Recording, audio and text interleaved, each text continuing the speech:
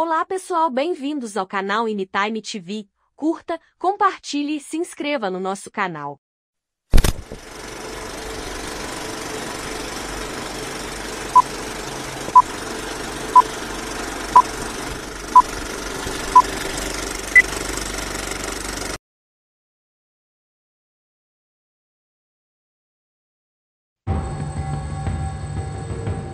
É o pior desastre com uma única aeronave na história da aviação. Um Boeing bate em uma montanha no noroeste de Tóquio. 520 pessoas, passageiros e tripulação, perecem numa pilha de metal retorcido. Com mais de 600 747s em serviço, os investigadores estão sob pressão intensa para descobrir a causa do acidente. Se eles não conseguirem obter respostas rapidamente, isso pode acontecer de novo. Desastres não acontecem simplesmente. Eles são provocados por uma cadeia de eventos decisivos. Vamos desvendar as decisões fatais daqueles últimos segundos, pouco antes do desastre.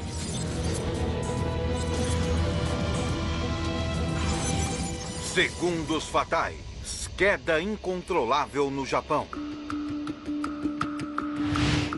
Japão. Aeroporto de Haneda, Tóquio. 12 de agosto de 1985. 6 horas da tarde. O voo 123 da Japan Airlines se prepara para a decolagem. Seu destino, a cidade de Osaka, a 400 quilômetros dali. No comando está o primeiro oficial, Yutaka Sasaki. Observando seus movimentos está Masami Takahama, um dos comandantes mais experientes da Japan Airlines.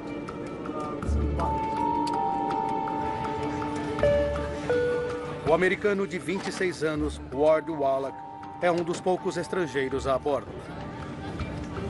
Meu irmão Ward ficou obcecado pelo Japão, ainda quando era estudante universitário. Agora estudante de pós-graduação em Tóquio, Ward assumiu a vida de japonês apesar de não ser um deles. Ward imitava seus amigos japoneses. Ele se parecia com Christopher Reeves, ele parecia o super-homem.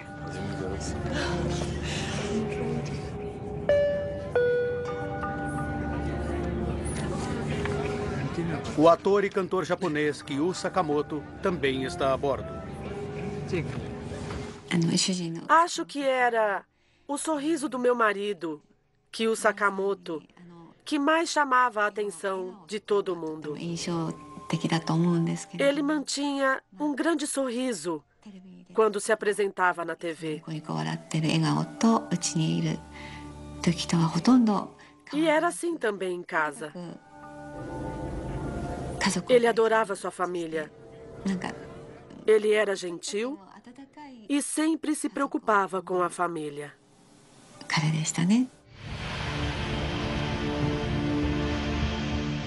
6h12 da noite. A torre do aeroporto de Haneda dá permissão para a decolagem do voo Japan Air 123. As condições meteorológicas são boas. A tripulação espera que seja um voo de rotina curto. O Boeing 747 começa a subir para a sua altitude de cruzeiro a 7.300 metros.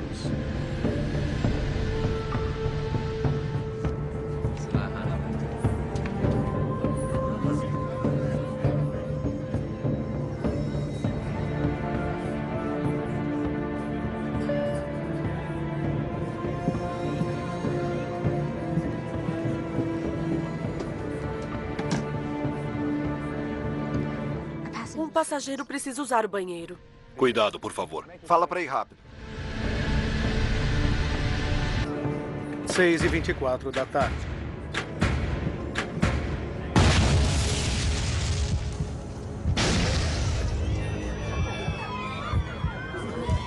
Duas explosões sacodem o avião. Alguma coisa explodiu. Cheque as engrenagens. Os controles de voo da aeronave não respondem. Tente de novo. A tripulação tenta desesperadamente descobrir o que aconteceu.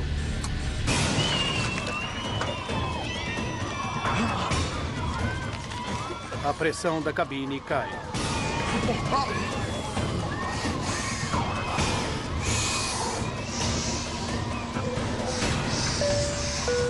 Atenção. Pouso de emergência. Ponham as máscaras sobre o rosto. Apertem os cintos de segurança. Este é um pouso de emergência. Este é um pouso de emergência. O voo da Japan Airlines 123 está fora de controle.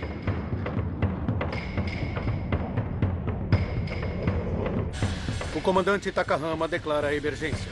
Voo 123 da Japan Air. Solicito retorno a Haneda.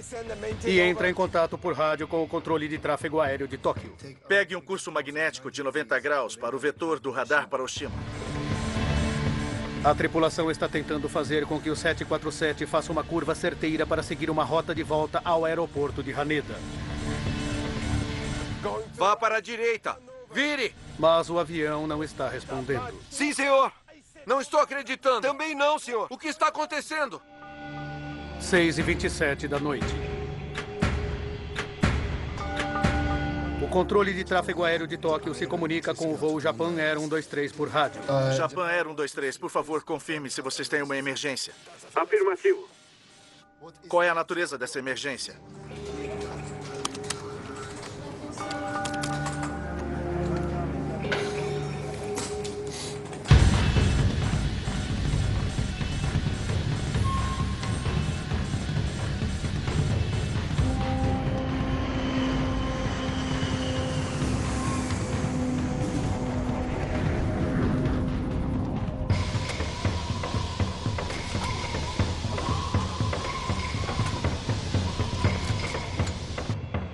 Seis e 28 da noite. Voo da Japan Air 123, destino de voo 090, vetor de radar para Oshima. Parece que o avião está se afastando do aeroporto Haneda, em Tóquio. Voo Japan Air 123 descontrolado.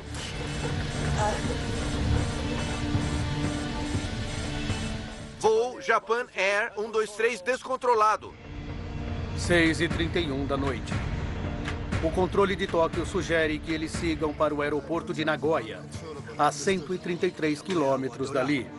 Sua posição é de 115 km. Se está gostando do vídeo, não deixe de se inscrever e deixar o like. Obrigado, galerinha. Continuem agora com o vídeo. De Nagoya. Conseguem pousar em Nagoya? Não, negativo. Solicito retorno a Haneda. A tripulação quer assumir o trecho mais longo e voltar para o aeroporto Haneda, em Tóquio. 6h33 da noite. A aeronave ainda está acima dos 6.000 metros. Os passageiros têm dificuldade para respirar.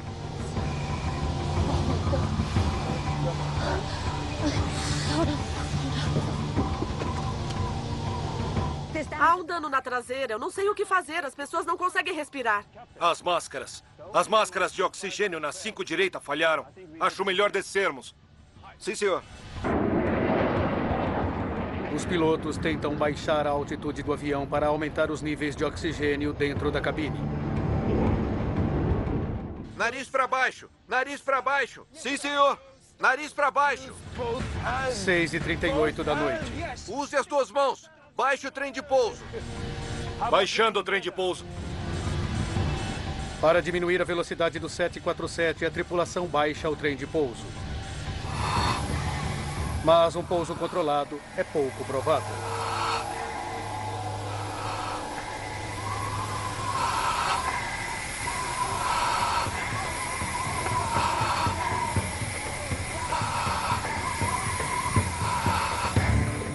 O tráfego aéreo de Tóquio segue o avião pelo radar.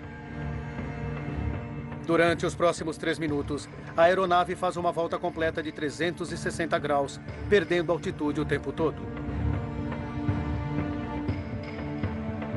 Consegue controlar a aeronave agora? Voo 123 da Japan Air, descontrolado. Japan Air 123, entendido. Você gostaria de entrar em contato com Haneda? Talvez não adiante. Talvez não adiante.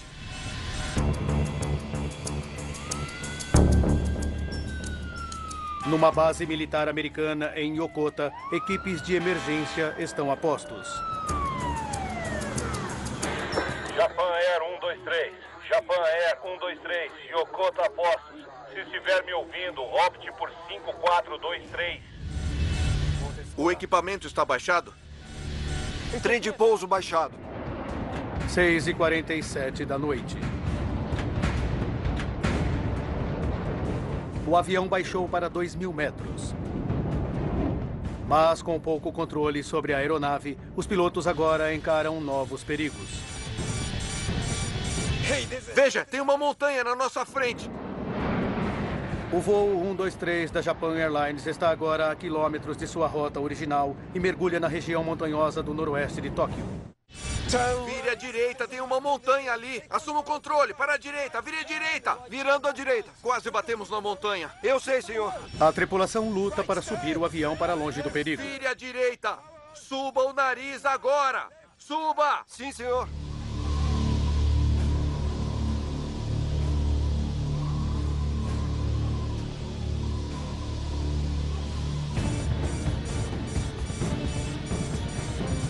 Ponha mais potência à esquerda. Potência máxima. Potência máxima. 6h53 da noite. Os pilotos lutam para colocar o avião a 4.000 metros. Mas eles ainda estão a 65 quilômetros a noroeste do aeroporto de Tóquio. Ao controle de tráfego, só resta observar. Estamos preparados para sua aproximação a qualquer momento. Estou coordenado com Yokota. Yokota também está disponível para pouso. Pare de pairar agora! Pare de pairar! Flap para cima! O avião se lança à frente e começa um mergulho descontrolado. Nariz para cima! Para cima! Nariz para cima! É o fim. Essa não!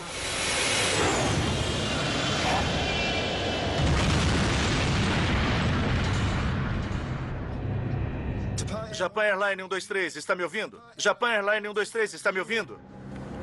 O avião desaparece do radar. Japan Airline 123, está me ouvindo? Eu não consigo ouvir nada. Os destroços de um jumbo podem ser vistos espalhados pelas montanhas. Um avião Boeing 747 caiu com mais de 500 pessoas no auge do feriado mais popular do Japão. E não há sinais de sobreviventes. Fiquei sabendo, pela edição extraordinária, que um avião tinha desaparecido do radar. Mas eu não sabia se meu marido estava naquele avião ou não.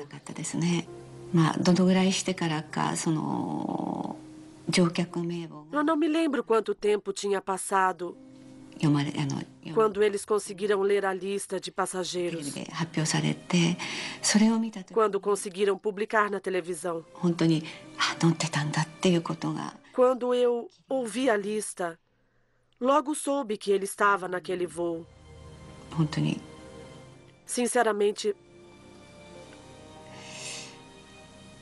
como vou descrever? Fiquei horrorizada.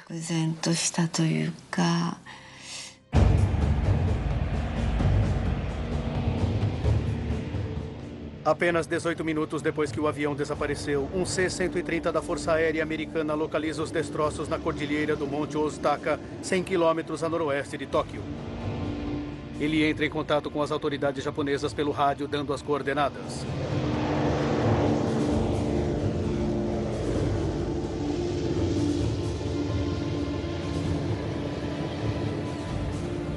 Os Estados Unidos oferecem assistência militar. Os japoneses decidem trabalhar sozinhos e põem para funcionar sua própria missão de resgate. Então, as forças de defesa japonesas assumem.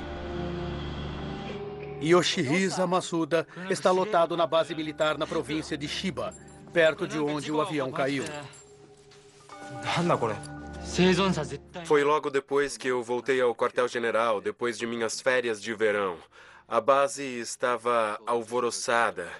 Eu perguntei a um colega o que estava acontecendo.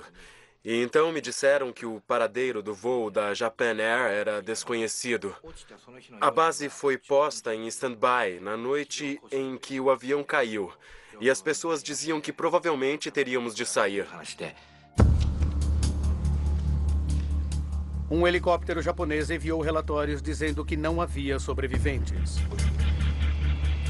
O terreno montanhoso e a falta de equipamentos para operações noturnas retardaram ainda mais os esforços de resgate japoneses. Eles só conseguem chegar ao local mais de 14 horas depois do acidente. Milagrosamente, são encontrados 4 sobreviventes, que passaram a noite na encosta da montanha.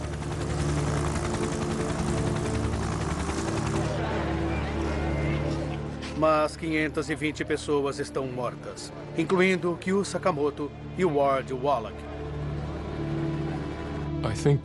Acho que quando fiquei sabendo que ele estava no avião, tive uma sensação de irrealidade.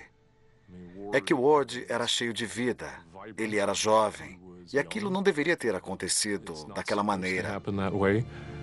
Foi irreal.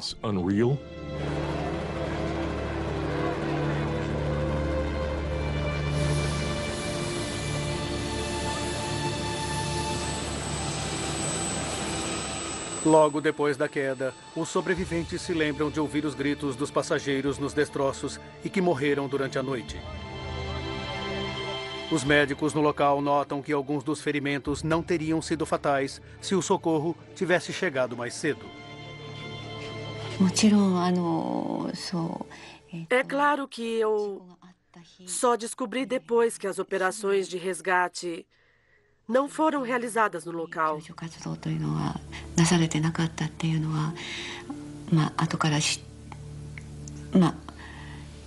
Mas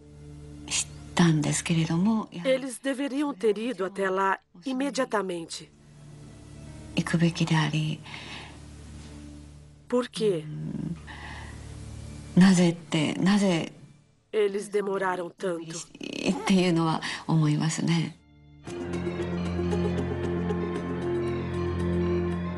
Agora, revendo os fatos e aprofundando as investigações oficiais, podemos revelar o que se esconde por trás do pior acidente com uma só aeronave na história da aviação.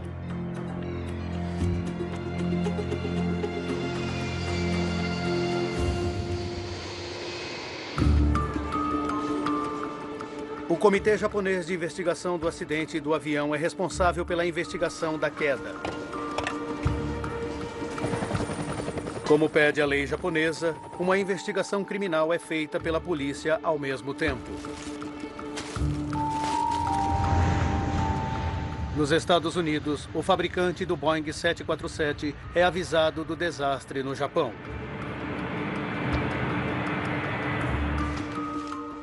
John Purvis era membro da equipe de investigação de segurança aérea do Boeing em 1985. Quando soubemos do acidente com este avião e que era um 747, ficamos preocupados que este acidente pudesse denegrir a reputação do avião.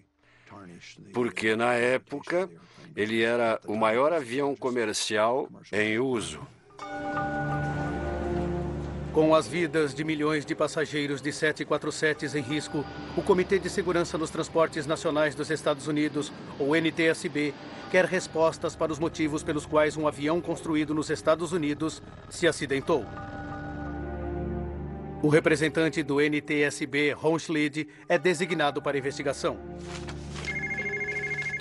Havia uma grande preocupação que, se fosse um problema mecânico, ele poderia ser uma falha genérica e que isso pudesse afetar a frota toda. Uma equipe de investigação de engenheiros da Boeing e membros do NTSB seguem para o Japão. Mas depois que eles chegaram lá, tiveram dificuldades para seguir para o local do acidente. Quando chegamos ao hotel em Tóquio e nos encontramos com os japoneses, ficou claro que havia problemas para se conseguir acesso às informações que eram conhecidas e também ao local do acidente posteriormente. Quanto ao fabricante do avião, a Boeing tem um acordo firmado internacionalmente que os permite investigar o local do acidente para ter certeza de que todos os outros 747s estão em condições de voo. Entretanto, uma vez que esse voo, o Japan Air 123, era um voo doméstico, as regras internacionais não se aplicavam em 1985. Desta forma, nós não tínhamos um direito automático de chegar lá. Nós tínhamos de pedir permissão para viajar e trabalhar com os japoneses. Enquanto os americanos esperam pela permissão da polícia para ter acesso ao local da queda, os investigadores japoneses do acidente partilham com eles as gravações de voz da cabine do piloto do voo Japan Air 123. Alguma coisa explodiu. Nós conseguimos ouvir uma explosão no gravador de voz. Na verdade, foram duas explosões bem fortes, uma depois da outra. É o fim.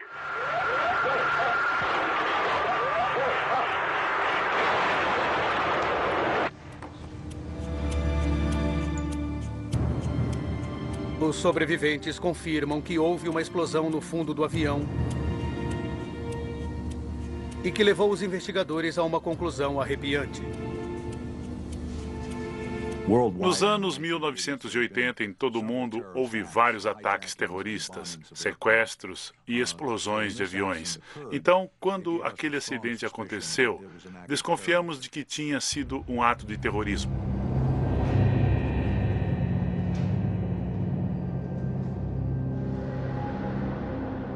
Nós ficamos muito desconfiados de que aquilo tinha sido uma bomba.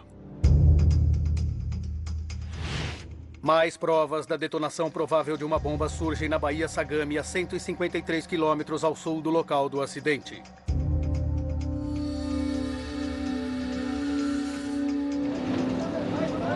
Marinheiros japoneses descobrem um pedaço bem grande do avião. Uma das primeiras coisas que nos mostraram foi o estabilizador vertical, ou a cauda do avião, que tinha se desprendido sobre a água no sul de Tóquio, bem embaixo da trajetória de voo do avião. E isso indicava que o avião tinha sofrido um problema catastrófico bem antes de eles chegarem ao local do acidente. Uma foto tirada durante os últimos minutos do voo 123 da Japan Airlines confirma os temores dos investigadores. Ela mostra claramente que a cauda estava desaparecida. Estava muito claro que algo incomum tinha acontecido. E mais uma vez chamava a atenção para o fato de que poderia ter sido uma bomba. 5 dias depois de sua chegada, a equipe americana recebe permissão da polícia japonesa para avaliar o local do acidente.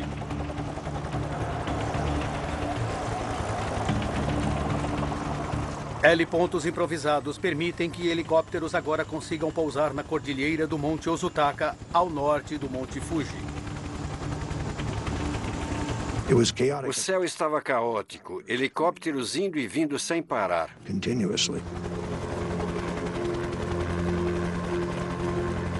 Entre os destroços, os investigadores começam a procurar os componentes estruturais principais do voo 123 da Japan Airlines. Como investigador, uma das primeiras coisas que fazemos é procurar pelo que chamamos de 4 cantos do avião, ou seja, o bico, as pontas das asas e a cauda. Alguns metros abaixo da cordilheira, eles encontram restos do anteparo de pressão traseiro.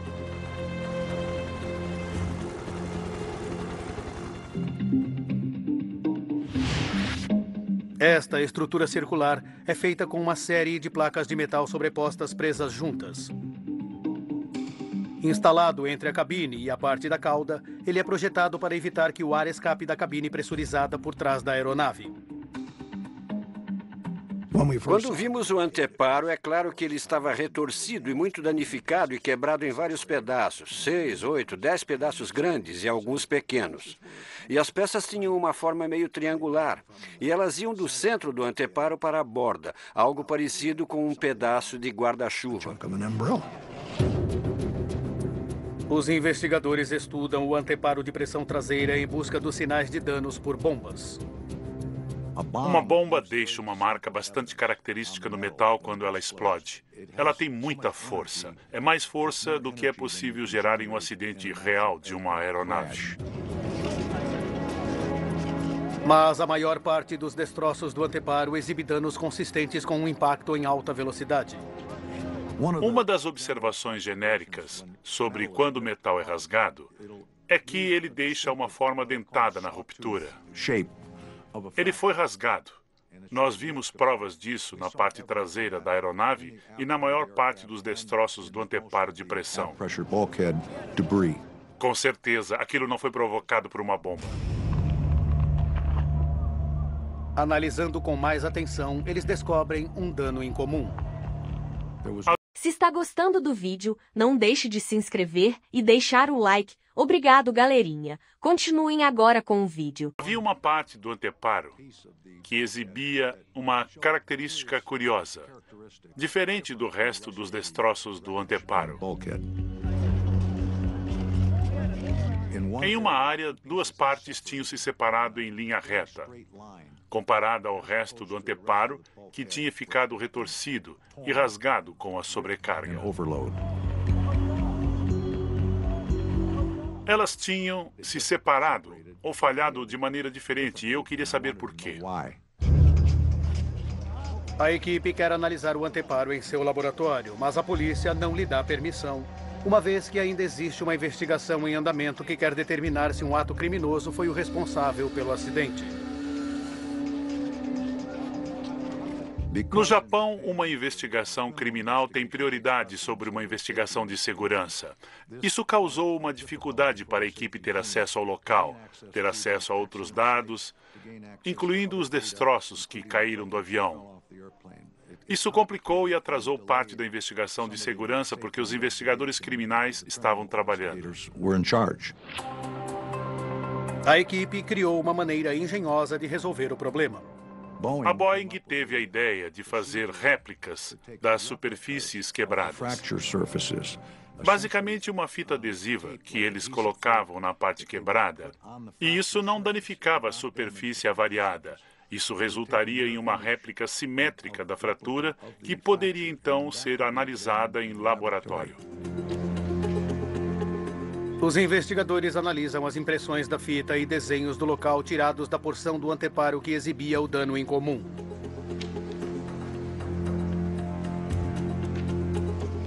Parece que uma placa do anteparo foi cortada fora junto com uma fileira de rebites que prendiam a sua vizinha. Aquele metal foi rompido através daqueles furos. Eu achei que tinha descoberto desgaste, e o que estávamos vendo no anteparo era nosso momento eureka, era a nossa solução mágica.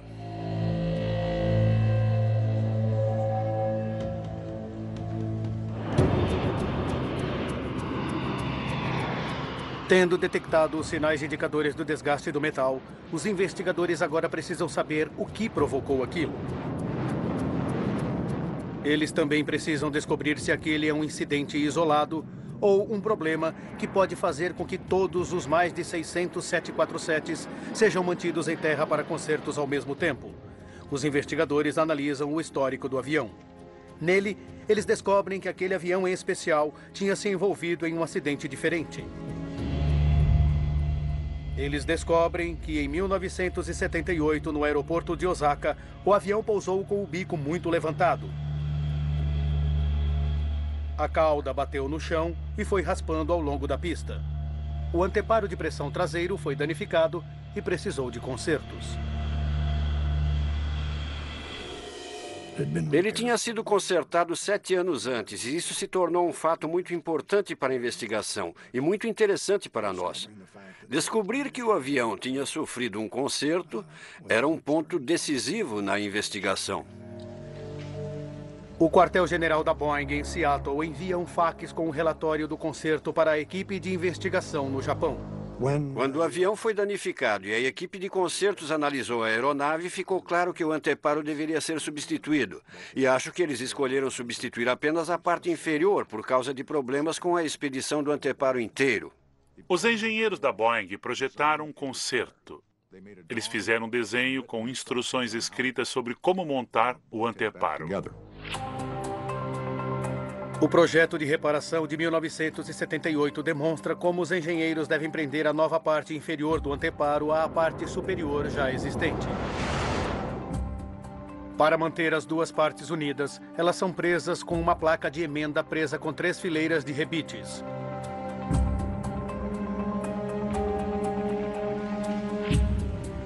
Quando a fratura incomum do metal se soltou junto com as fileiras de rebites, a suspeita dos investigadores recai sobre a junção entre a emenda e as duas metades do anteparo. A equipe calcula o que poderia ter acontecido se menos rebites do que o necessário tivessem sido usados durante o conserto. Uma das possibilidades que consideramos durante as discussões foi se o conserto do anteparo tinha sido feito de maneira apropriada. Um dos membros da equipe fez um cálculo matemático para saber se aquilo poderia acontecer, e ele determinou que o anteparo falharia depois de cerca de 11 mil ciclos. Extraordinariamente, o avião tinha realizado 12.319 ciclos de decolagens e pousos desde o concerto, bem próximo ao número previsto. É um momento de avanços na descoberta. Um anteparo que foi reparado de maneira defeituosa poderia estar por trás do acidente mais fatal do mundo com uma única aeronave. Os investigadores agora precisam de provas materiais para respaldar sua teoria. A polícia japonesa, mais uma vez, concede acesso ao local da queda para que a equipe consiga examinar os destroços mais detalhadamente. Então, nós fomos direto à área do anteparo de pressão, que tinha o que eu considerava uma fratura com formato bem curioso.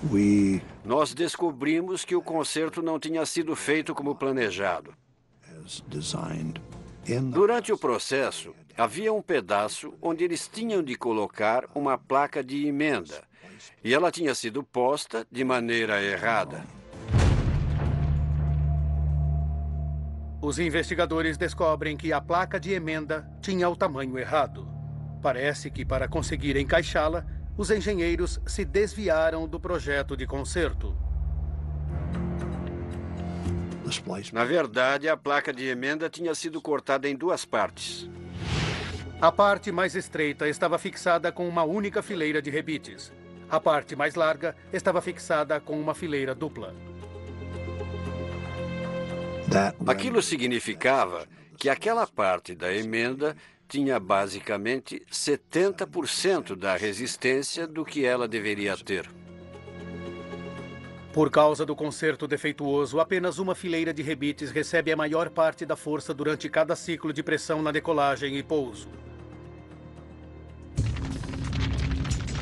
Durante cada ciclo, o anteparo se estica e se encolhe como a borracha de um balão de ar.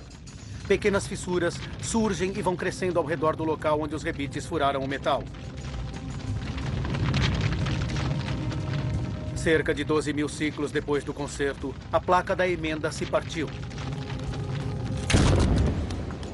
O ar com alta pressão da cabine irrompe pelo furo, enfraquecendo o anteparo e fazendo com que ele falhe explosivamente. Esta avaria é ouvida na forma da primeira explosão, quando o ar em alta pressão da cabine de passageiros irrompe através do anteparo. Para a direita, agora! Agora! Os investigadores agora querem saber a razão da segunda explosão. Seguindo os destroços encontrados na Baía Sagami, eles sabem que o voo 123 da Japan Airlines perdeu seu estabilizador vertical na cauda 12 minutos depois da decolagem. Revisando as gravações de bordo, eles percebem que isso acontece ao mesmo tempo em que duas explosões são ouvidas, levando a equipe a uma conclusão surpreendente.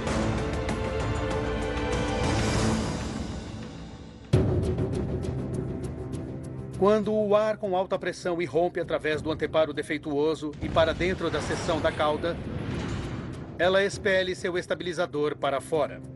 Durante o projeto do 747, nós não previmos a expulsão do estabilizador vertical da cauda ou a explosão do anteparo de pressão. Isso simplesmente não era algo que imaginássemos que fosse acontecer.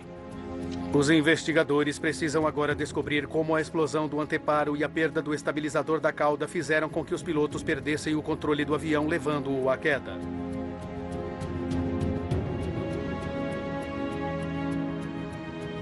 O controle de tráfego aéreo capturou o voo 123 da Japan Airlines, seguindo para o meio da Cordilheira Kanto, distante do aeroporto Haneda, em Tóquio, e registrou a perda e o ganho de altitude do avião por diversas vezes.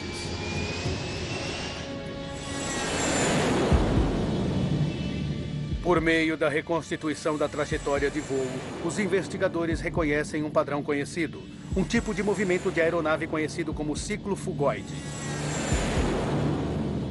Quando o voo 123 da Japan Airlines começa a mergulhar, ele acelera.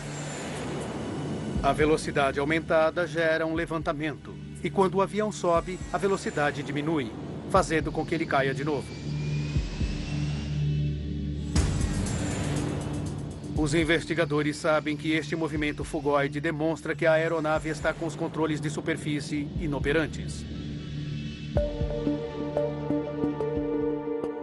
Esses fatos são cruciais para confiar e controlar a altitude do avião.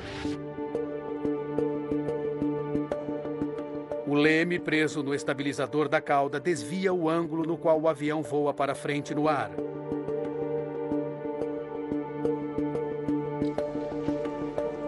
Só a perda do leme não levaria ao movimento fugoide. Mas um dano maior no sistema hidráulico do avião levaria. Em aviões grandes e modernos, todos os controles são movidos por pressão hidráulica. Não há como o piloto ter força suficiente para mover os controles de voo através de cabos e roldanas, como nos velhos tempos. Assim, sistemas hidráulicos movem os controles de voo. A equipe percebe que os sistemas hidráulicos do voo 123 da Japan Airlines foram criticamente danificados com a explosão do anteparo. Para fazer os 4 sistemas hidráulicos chegarem ao estabilizador vertical e até os lemes, e todos eles precisam chegar até lá, isso significa que eles precisam inicialmente passar pelo anteparo de pressão e precisam subir até o estabilizador vertical. Quando o estabilizador é arrancado, vários cabos hidráulicos importantes são cortados. A aeronave fica paralisada. Depois que eles perderam o estabilizador vertical e os sistemas hidráulicos, os pilotos só tiveram um mínimo acesso à potência do motor. O avião continuou a voar em círculos, para cima e para baixo, completamente fora de controle. Isso explica por que o avião voa em modo fugoide. Por que a tripulação tem uma dificuldade extrema para controlar a descida do avião? Abaixe isso! E por que eles não conseguem retornar ao aeroporto de Haneda, mergulhando na Cordilheira Kanto?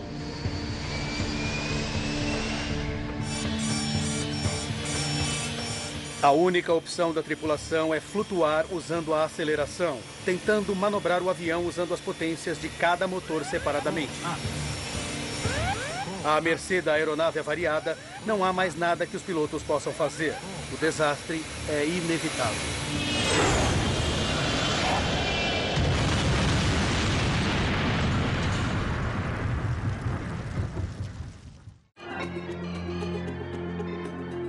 Depois de aprofundarmos a investigação, agora poderemos revelar os eventos que causaram o acidente aéreo mais mortífero com apenas um avião na história da aviação.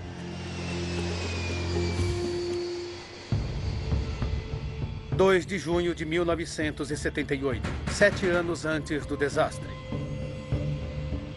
O anteparo de pressão traseiro de um Boeing 747 é reparado de forma incorreta depois de um acidente que atingiu a sua cauda e isso o deixa criticamente enfraquecido. 6:12 da noite do dia 12 de agosto de 1985, 44 minutos para o desastre. O mesmo avião da Japan Airlines decola do aeroporto de Haneda, Tóquio.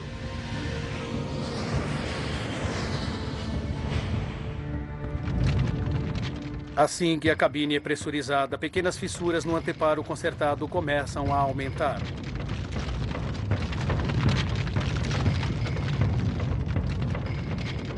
32 minutos para o desastre.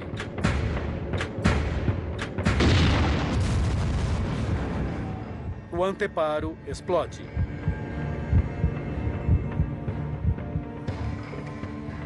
O ar pressurizado irrompe para a cauda do avião, arrancando o estabilizador traseiro e cortando as linhas hidráulicas. 31 minutos para o desastre. O comandante Takahama declara uma emergência. Os pilotos tentam controlar a aeronave, sem saber que os controles básicos de voo estão permanentemente desligados.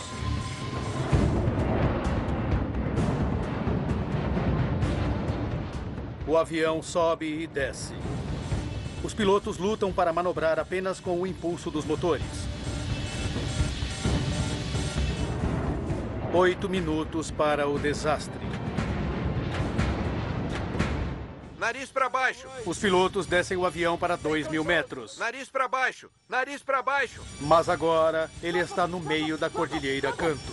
Pare de pairar agora. Pare de pairar. Pare de pairar agora. Pare de pairar. Segundos para o desastre. Nariz para cima. É o fim.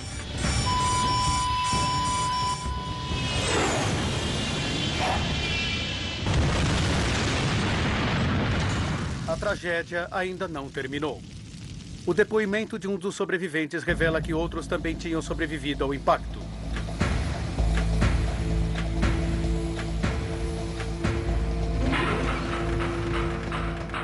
24 minutos depois do desastre.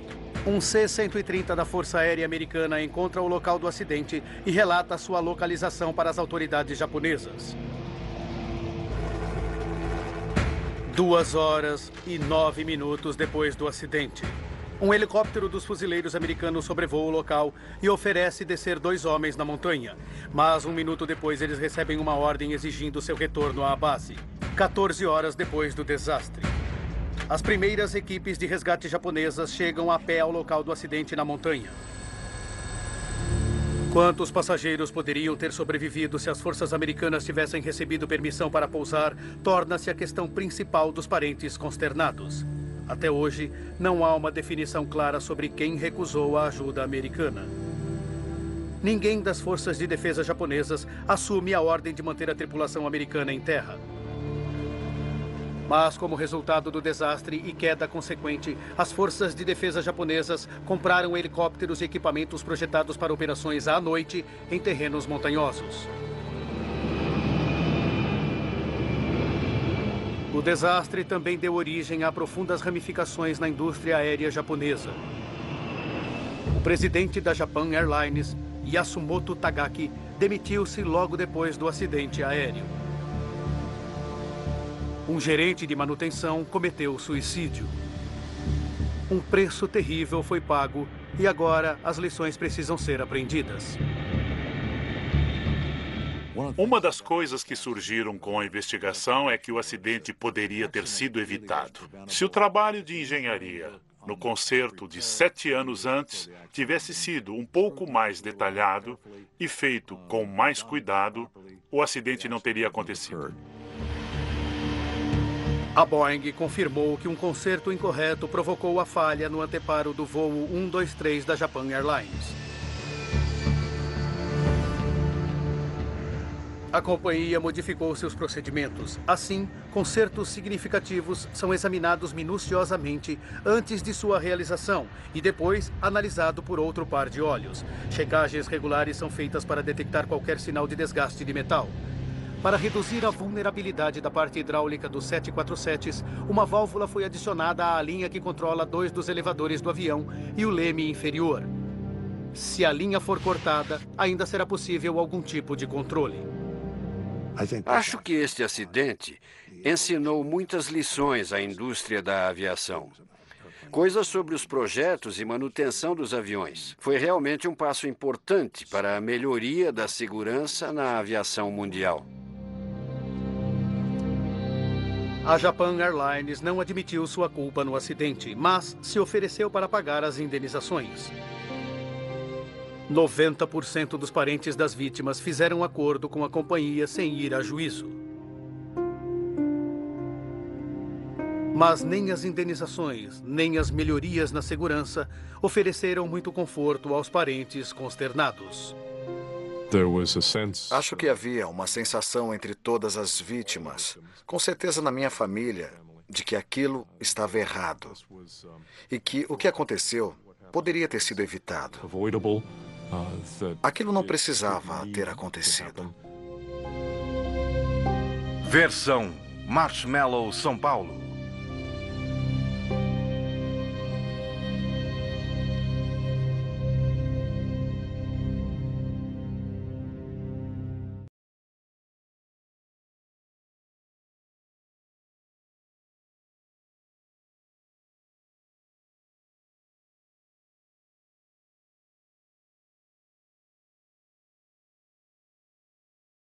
Olá pessoal, espero que tenham curtido o vídeo. Curta, compartilhe e se inscreva no nosso canal. Obrigada por assistir.